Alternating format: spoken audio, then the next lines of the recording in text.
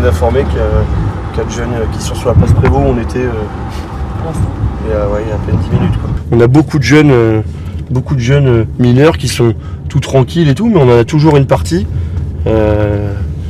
qui sort pour commettre des délits. C'était le soir aussi, ouais. Ils prennent des pierres, ils cassent les vitres Ils ont cassé les vitres. Je vais appeler le médiateur aussi pour que, comme c'est des têtes qu'ils connaissent et que ça fait moins répressif. On est des fois un peu plus expéditif, mais c'est pas le même métier.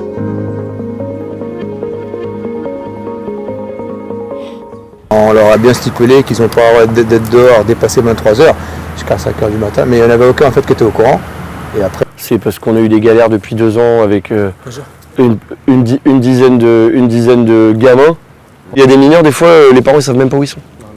Il y a des mineurs, ils piquent les voitures des grands-parents. C'est juste pour être sûr que vos parents soient au courant que vous êtes dehors. Voilà. Ok les gars. Allez, bonne soirée. Allez les gars, passez une bonne soirée. Ouais, rentrez bien les gars. Allez, bonne soirée les gars.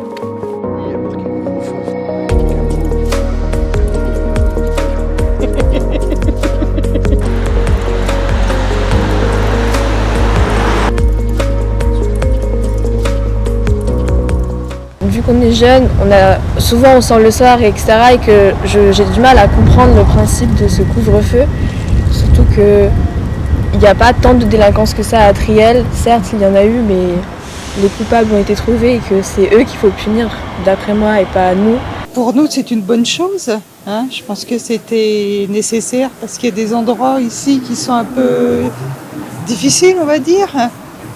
Et je pense que même pour les mineurs eux-mêmes, ça peut être une bonne chose aussi. Hein. Le maire a aussi ses petits coups de pub personnels. Il faut qu'on parle de lui, donc ça sert aussi un petit peu sa personnalité pour pouvoir rentrer en campagne bientôt. Donc il y a pas mal de choses qui... je pense qu'il y a des problèmes d'incivilité comme partout en France, de toute façon.